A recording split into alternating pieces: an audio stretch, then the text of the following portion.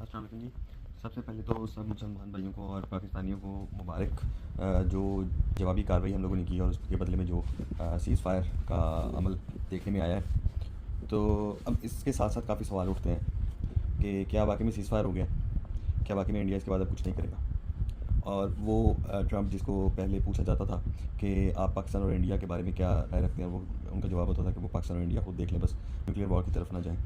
और अब इन सब सवालों का जवाब जो है, पहली बात तो ये है कि जो सीज़ फायर हुआ है वो ख़त्म ही नहीं हुआ है। ये सिर्फ एक स्टे की तरह, जिस तरह जज उसको स्टे दे देता है पार्टी को कि जी नेक्स्ट तारीख डल गई है, 12 तारीख तक फैसला होगा, उसी तरीके से ये 12 तारीख तक स्टे हुआ है। उसकी रीज़न क्या है?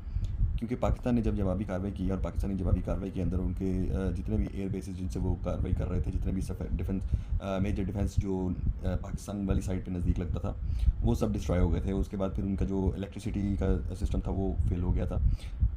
अब हमारे जवाब के बाद उसकी बारी थी कोई कार्रवाई करने की, और वो इस कंडीशन में नहीं था कि वो अगली रात की कोई कार्रवाई कर सकता।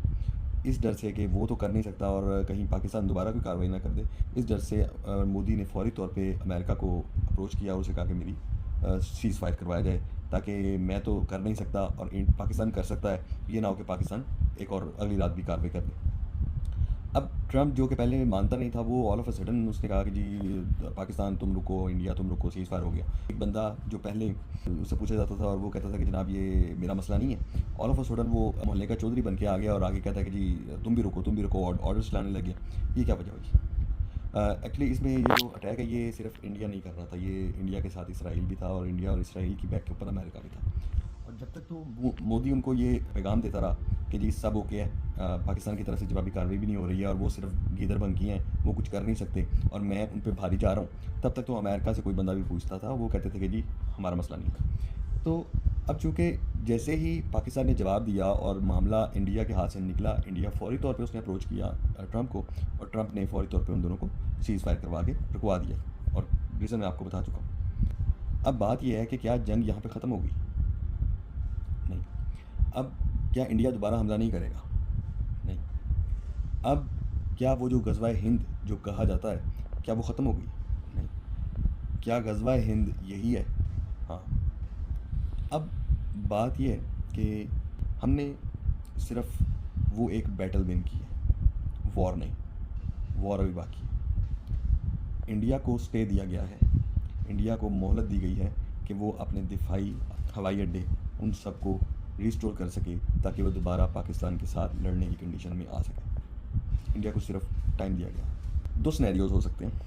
एक सिनेरियो आपकी कोई टेबल टॉक हो, टेबल टॉक के ऊपर दोनों मुल्क जो है वो अपनी शर्तें रखेंगे कि इन शर्तों के ऊपर हम सुलह करने को तैयार हैं। अब उन शर्तों के अंदर अगर तो मामलात इन बिटवीन कहीं सेटल डाउन हो जाते हैं तो ये जंग आज रुक जाएगी। लेकिन Modi is about to face a huge loss.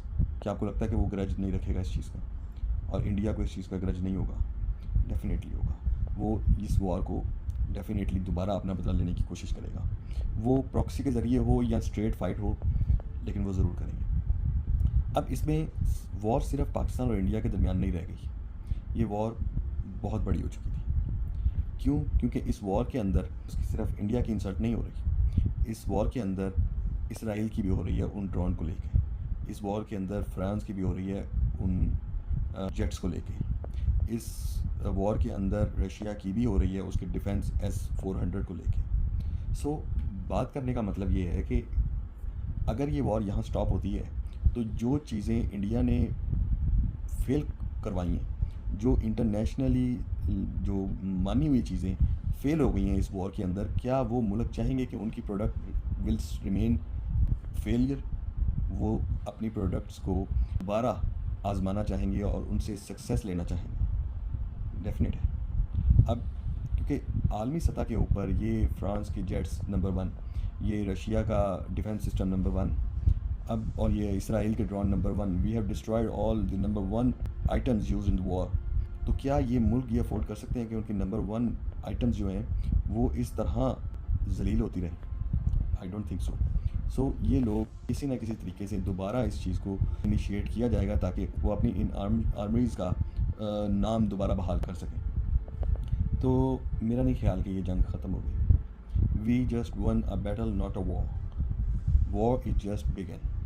सो हमें अब इस चीज़ के लिए तैयार हो जाना चाहिए कि पाकिस्तान के ऊपर ये जो जंग मुसल्लत कर दी गई है ये आगे नहीं बढ़ेगी, ये बढ़ेगी। अब ये काम जो है ये बहुत आगे तक जाएगा। और this was the first battle of ग़ज़वा हिंद।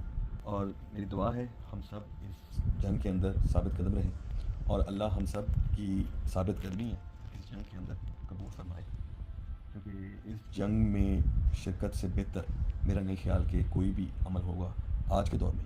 क्योंकि नबी सल्लल्लाहु अलैहि वसल्लम के दौर में कहा गया था कि जो शख्स ग़ज़वा हिंद के अंदर शिरकत भी करेगा वो जन्नती होगा। शहीद तो जन्नती है ना, लेकिन ग़ज़वा हिंद ऐसी ग़ज़वा होगी कि उसमें शिरकत करने वाला मुसलमान मोमिन वो शहीद हो या गाज़ी हो वो उसको जन्नत की निशानी है। तो मेरा नहीं ख्याल कि हम आज के दौर में इससे बेहतर और इससे शॉर्टकट तरीका हमें मिल सकता है जन्नत। उम्मीद करता हूँ आप सब अपना ख्याल रखेंगे और इसमें साबित कदम रहेंगे। बहुत शुक्रिया। अस्सलाम वालेकुम।